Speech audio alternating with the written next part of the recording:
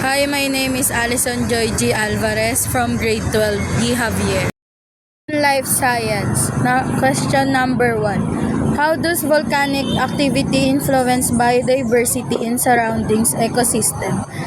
Volcanic eruption destroy habitat but also create new land where new life can grow.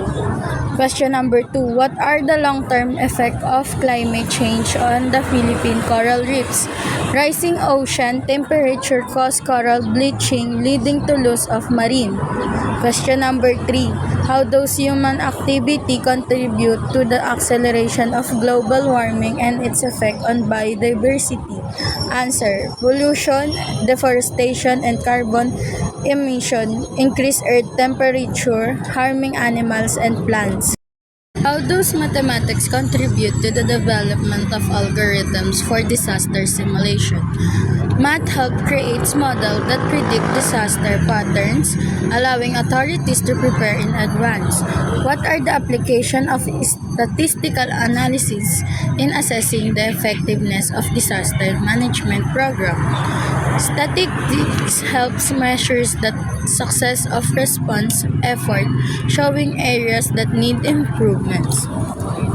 How can calculus be used to model the spread of environmental pollutants during a disaster? Calculus helps scientists track how pollutants move through air or water over time. Reading and writing skills. How do you distinguish between facts and opinion in an argumentative text?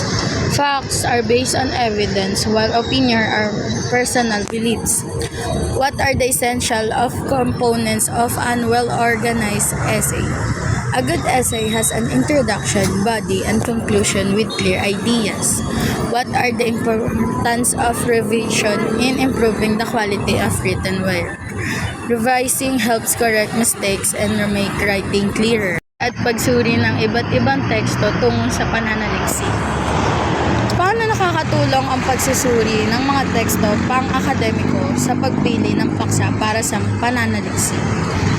Ang pagsusuri ng mga akda ay nagbibigay ng ideya sa mga mahalagang issue na maaaring pag-aralan. Bakit mahalaga ang pagsusuri ng kredibilidad sa mga sanggunian sa isang akademikong pag-aaral? Upang matiyak na impormasyon ay tama at maaasahan para sa pananaliksik. Ano ang panel ng pagbasa ng kritikal sa pagpapalawak ng kasanayan at pagsulat ng mga pananaliksik? Nakakatulong ito sa pagbuo ng masusing argumentato at lohikal na paglalahad ng ideya. Statistics and probability. How is probability used in real-world situations, such as gambling or risk assessment? Probability helps predict outcomes and make informed decisions in uncertain situations. What is the purpose of hypothesis testing in statistics? Hypothesis testing helps determine if a claim or assumption is true using data. How do you interpret a normal distribution and what are its real-world applications? A normal distribution shows how data is spread out, which is useful in fields like medicine and business. And literature from the Philippines and the world. How does contemporary Filipino literature reflect the country's struggle with poverty and inequality? Many modern Filipino stories and poems highlight the daily struggles of the poor and social injustices. How are gender roles and identities portrayed in contemporary Philippine fiction? Writers explore challenging gender norms, often challenging traditional roles in families and society. How does 21st century literature challenge traditional narrative about Filipino identity?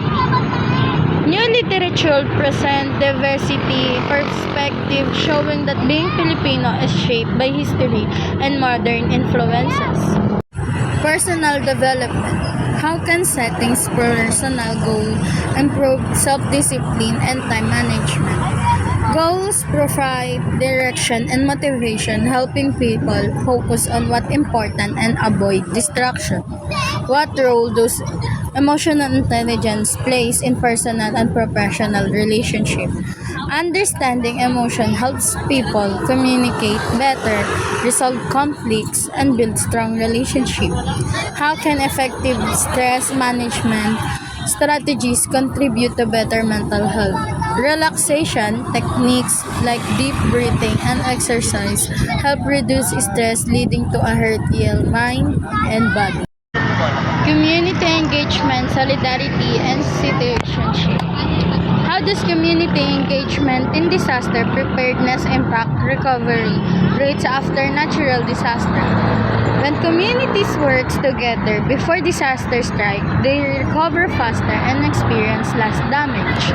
What are the barriers to effective community involvement in local government programs? Lack of awareness, distrust in leader, and economic struggles prevent people from participating in local governance.